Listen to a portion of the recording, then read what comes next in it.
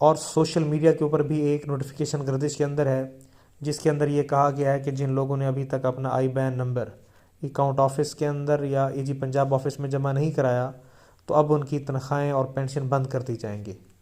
تو اس حوالے سے بہت سے لوگوں کے اندر شکوک و شبہات تھے، تو ہم نے اس نوٹیفیکیشن کا جو بھی آپ سکرین پہ دیکھ رہے ہیں،